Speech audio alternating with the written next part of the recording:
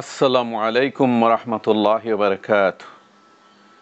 আলহামদুলিল্লাহি ওয়া কাফা ওয়া সালামুন আলা ইবাদিল্লাযিনা ইসতাফা আম্মা বা'দ। ফান আব্দুল্লাহ ইবনে সালাম রাদিয়াল্লাহু তাআলা আনহু قال رسول الله صلى الله عليه وسلم اعبدوا الرحمن وأطعموا الطعام وأفشوا السلام تدخلوا الجنة بسلام। রাওয়াহুল ইমাম আল বুখারী ফিল আদাবিল মুফরাদ, হাদিস নম্বর 981। ইমাম তিরমিজি ও ইবনে মাজাহ বর্ণনা করেছেন।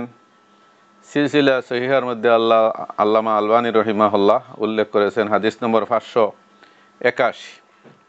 তো বন্ধুগণ, আল্লাহর রসুল সাল্লাল্লাহু আলাইহি ওয়াসাল্লাম বলছেন যে তোমরা 5টি কাজ করো, তাহলে নিরাপদে জান্নাতে প্রবেশ করতে পারবে। কি সেই 5টি কাজ, যে 5টি কাজ করলে পরে মুমিন বান্দা বান্দিরা নিরাপদে জান্নাতে যেতে পারবে? আল্লাহর রসুল বলে দিলেন, এ হাদিসে আছে, উবুদুর রহমান, তোমরা দয়াময় আল্লাহর ইবাদত করো, দাসত্ব গ্রহণ করো। ওয়া আতইমুত তাআম, আর খাদ্য দান করো। ওয়া আফশুস সালাম, এবং সালামকে ছড়িয়ে দাও। তাদখুলুল জান্নাতা বিসালাম, তাহলে তোমরা নিরাপদে জান্নাতে প্রবেশ করবে। অপর বর্ণনায় আসছে, আব্দুল্লাহ বিন সালাম রাদিয়াল্লাহু আনহু বলছেন, আল্লাহ রসুল ইরশাদ করেছেন, ইয়া আইয়ুহান নাস, হে লোক সকল, আফশুস সালাম, তোমরা সালামকে ছড়িয়ে দাও, সালামের প্রচলন করো। ও আতইমুত তাআম, এবং খাবার দাও, খাদ্য খাওয়াও। ওয়াসিলুল আরহাম, এবং রক্ত সম্পর্ক রক্ষা করে চলো, সিলা রেহমি করো। ওয়াসাল্লু বিল্লাইলি ওয়ান নাসু নিয়াম, আর রাতের বেলা সালাত আদায় করো এ অবস্থায় যে লোকেরা ঘুমিয়ে রয়েছে। তাদখুলুল জান্নাতা বিসালাম, তাহলে তোমরা নিরাপদে জান্নাতে প্রবেশ করতে পারবে। এই হাদিসটি ইমাম তিরমিজি, ইবনু মাজাহ, দারামি, আল হাকিম বর্ণনা করেছেন। সিলসিলা সহিহার মধ্যে আল্লামা আলবানী রহিমাহুল্লাহ উল্লেখ করেছেন হাদিস নম্বর 569। এই দুইটি হাদিসের মধ্যে পাওয়া গেল আল্লাহ রসুল এই যে কাজগুলো বলছেন, যে আমলগুলো করতে বলছেন, এগুলো যারা করবে তারা নিরাপদে জান্নাতে প্রবেশ করতে পারবে। তো এই দুইটি হাদিসের সমন্বয়ে আমরা বুঝতে পারলাম, প্রথমে হলো উবুদুর রহমান, যে তোমরা দয়াময় আল্লাহর ইবাদত করো। হ্যাঁ বন্ধুগণ, আল্লাহ তাআলা মানুষ এবং জিনকে তার ইবাদতের উদ্দেশ্যে সৃষ্টি করেছেন।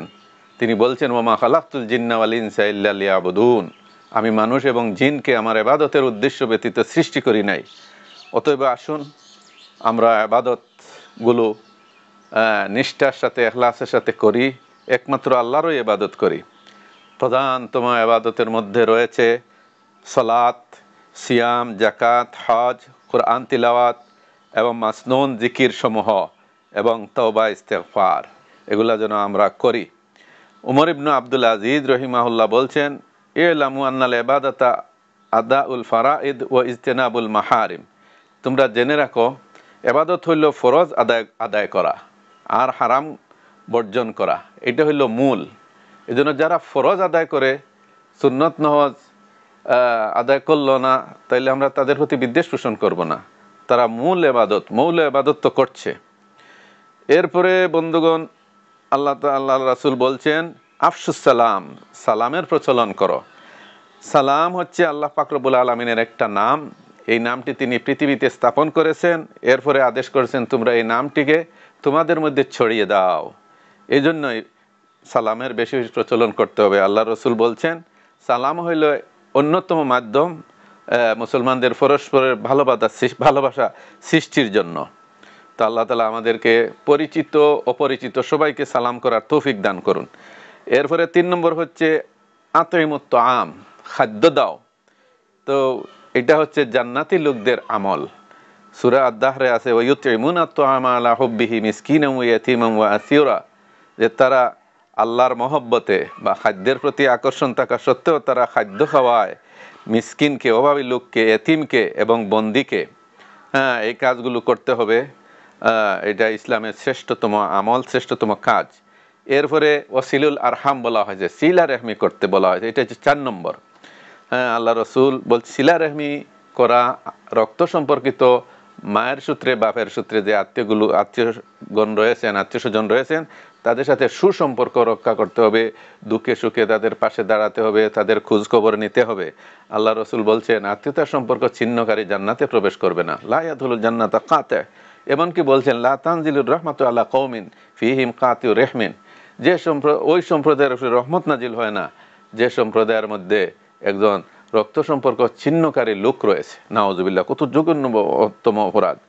এরপরে বন্ধুগণ 5 নম্বর হচ্ছে সল্লু বিল্লাইলি, তোমরা রাতে নামাজ পড়ো।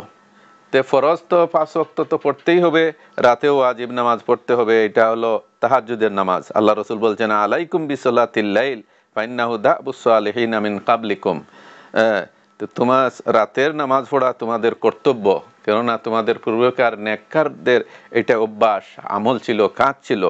হ্যাঁ, আল্লাহ তাআলা তার রাসূলকেই বলছেন ওয়ামিনাল লাইলি ফাসজুদ লাহু ওয়াসাব্বিহু লাইলান তাওয়িলা, রাতে একটা অংশে আপনি আপনার রবকে সেজদা করুন এবং দীর্ঘ রাত তার তসবিহ পাঠ করুন। আসুন এই 5টা কাজ আমরা করি। 1 নম্বরে আল্লাহর ইবাদত, 2 নম্বরে সালামের প্রচলন, 3 নম্বর মানুষকে খাদ্য দান, 4 নম্বর সিলা রহমি করা, 5 নম্বরে হচ্ছে রাতে নামাজ পড়া। এই 5টি কাজ আমরা যদি করতে পারি, আল্লাহ রসুল সংবাদ দিচ্ছেন তোমরা নিরাপদে জান্নাতে প্রবেশ করতে পারবে। আসুন এই জান্নাতে যাওয়ার আমল এগুলো আপনি আমি করি। আল্লাহ তাআলা আপনাকে আমাকে তৌফিক দান করুন। সুবহান রাব্বিকা রাব্বিল ইজ্জাতি আম্মা ইয়াসিফুন ওয়া সালামুন আলাল মুরসালিন ওয়ালহামদুলিল্লাহি রাব্বিল আলামিন।